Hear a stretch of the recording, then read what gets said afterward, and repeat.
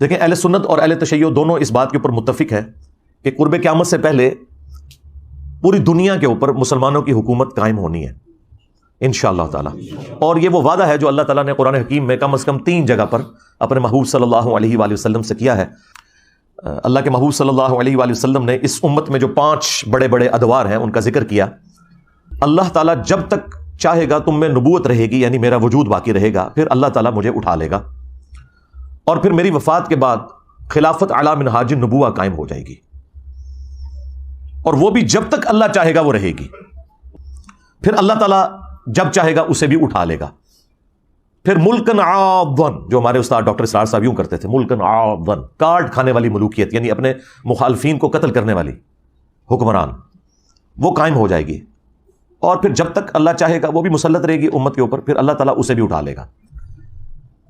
پھر جابر حکمرانوں کا دور آ جائے گا، یہ 4تھا دور ہے، وہ بھی رہے گا جب تک اللہ تعالیٰ چاہے گا.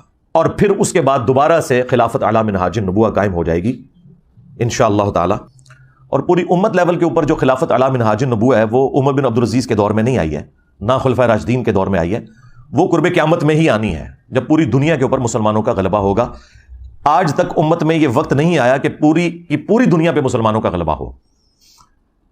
تو اس سے مراد یہ 5واں جو دور ہے وہ امام محمد مہدی رضی اللہ تعالیٰ عنہ علیہ السلام کا دور خلافت ہے انشاءاللہ تعالی. ہم نہ دیکھ سکے، ہماری آنے والی نسلیں انشاءاللہ ضرور اسے دیکھیں گی. اور امام مہدی کے لیے میں نے آپ کو پہلے بھی بتایا کہ یہ ضروری ہے کہ ان کے آنے سے پہلے فرقے ختم ہو جائیں. ادروائز سنیوں میں آ گئے تو شیعہ نے نہیں ماننا، شیعہ میں آ گئے تو سنیوں نے نہیں ماننا، یہ ذہن میں رکھیے گا. تو پہلے تو لوگوں کو سمجھ نہیں آتی تھی کہ یہ کیسے ہوگا کہ اتنی بڑی فرقہ واریت کی دراڑ ختم ہو. لیکن دیکھیں اللہ تعالیٰ نے ہمارے اس چھوٹے سے پلیٹ فارم کی برکت سے ہماری زندگی میں ہمیں ان 12 سالوں میں وہ کچھ دکھایا کہ 1200 سال کی جو گمراہی تھی فرقہ واریت کی، اللہ تعالیٰ نے اسے کیسے ختم کیا. تو لوگ دوبارہ سے رسول اللہ صلی اللہ علیہ وآلہ وسلم کی مبارک ذات کی طرف متوجہ ہوئے ہیں. اہل البیت کا مقام انہیں پتہ چلا ہے، خلفائے راشدین کی عظمت ان کے دلوں میں جاگی ہے الحمدللہ. اور فرقوں کے بزرگ بابوں سے جان چھوٹ گئی ان کی. جس طرح توحید میں وہ ایک اللہ کے ماننے والے ہو گئے، اسی طریقے سے اطاعت میں وہ بابوں کی بجائے ایک اس شخص کے ماننے والے ہو گئے کہ جس کی قبر مدینے میں ہے.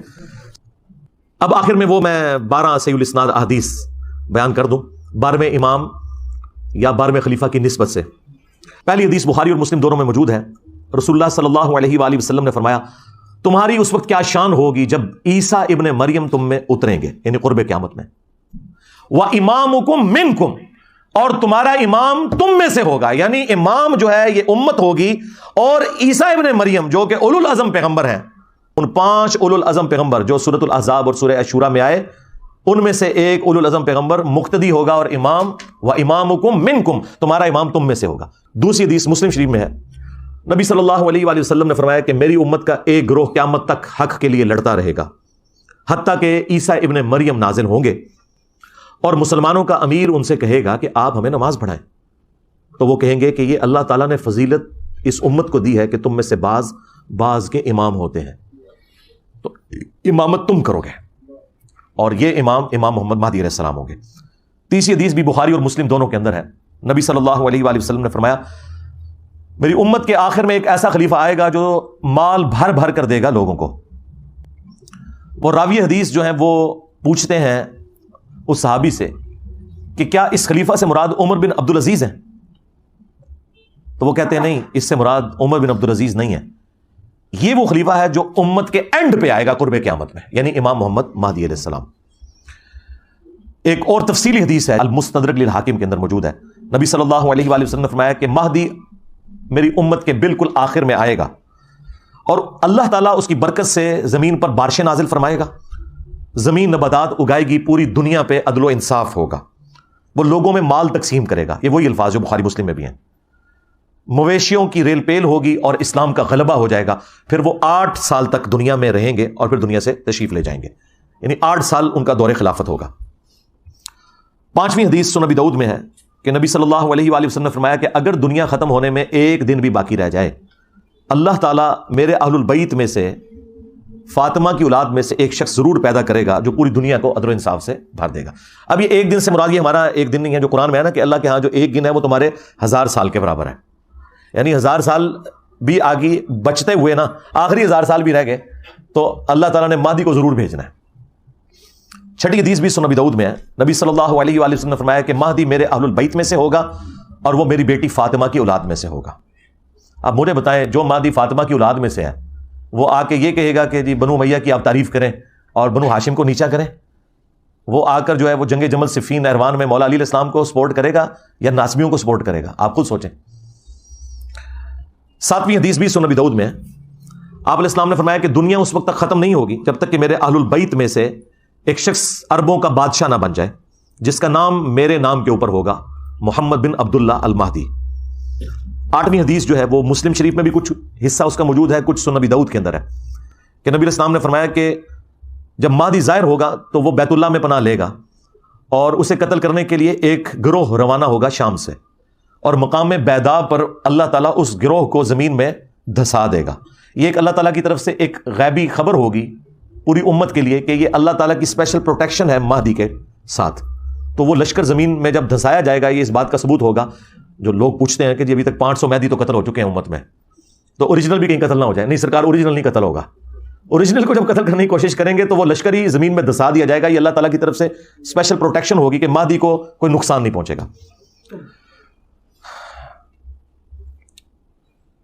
9ویں حدیث سنن ابن ماجہ میں ہے کہ نبی علیہ السلام نے فرمایا کہ مہدی میرے اہل بیت میں سے ہوگا اور اللہ تعالیٰ ایک رات میں اس کا معاملہ درست کر دے گا، یعنی حالات و واقعات ایسے فیوریبل کر دے گا کہ مسلمانوں کی لیڈرشپ کے لیے اسے تیار کر دے گا۔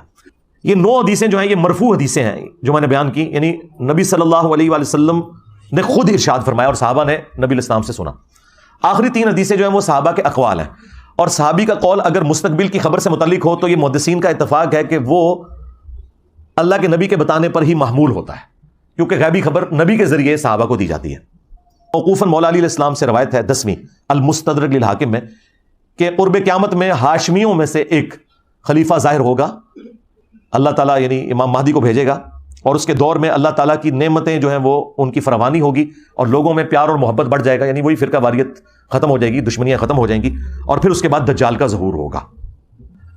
11 نمبر حدیث ابن عباس سے موقوفاً ہے، مصنف ابن ابی شیبہ کے اندر۔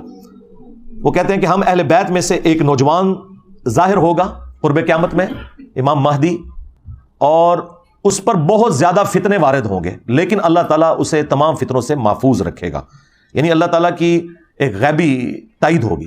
اور پھر ابن عباس کہتے ہیں کہ وہ اہل بیت کا نوجوان اس امت کے معاملے کو سیدھا کر دے گا، جو ٹیڑھے راستے پر ہوگا ان کو بالکل سیدھا کر دے گا۔ اور 12ویں اور آخری موقوفاً روایت صوبان سے ہے جو نبی الاسلام کے آزاد کردہ غلام ہے، یہ بڑی مشہور روایت آپ نے سنی ہوگی، مسند احمد میں اور المستدرک للحاکم میں، کہ جب خراسان سے کالے جھنڈے آتے ہوئے دیکھو تو ان کا استقبال کرنا، ان میں اللہ کا خلیفہ مہدی ہوگا۔ یہ 12 احادیث امام محمد مہدی علیہ السلام سے متعلق، اور جو ضروری گفتگو تھی میں نے اس حوالے سے کر دی۔ ہم تو صرف جو اہل سنت کا عقیدہ ہے وہ پبلک کے سامنے رکھیں گے، امام محمد مہدی علیہ السلام کے حوالے سے، 12ویں خلیفہ یا 12ویں امام، اور ان کی جو عزت اہل سنت کے ہاں ہے، تاکہ یہ پتہ چلے کہ یہ کوئی سنی شیعہ تفریق سے متعلق پرسنالٹی نہیں ہے، بلکہ یہ سنی شیعہ اتحاد کی علامت ہے، امام محمد بن عبداللہ المہدی رضی اللہ تعالیٰ عنہ وعلیہ السلام۔ اللہ تعالیٰ اگر ہماری زندگی میں وہ آئیں تو ہمیں ان کا ساتھ دینے کی توفیق عطا فرمائے، اور اگر ہماری آنے والی نسلوں میں وہ لوگ ہیں جنہوں نے امام محمد مہدی کا زمانہ پانا ہے تو انہیں توفیق دے کہ وہ ان کا ساتھ دیں غلبہ اسلام کے لیے۔ صلو علی محمد و آل محمد، اللہم صلی علی محمد و علی آل محمد و اصحاب محمد و ازواج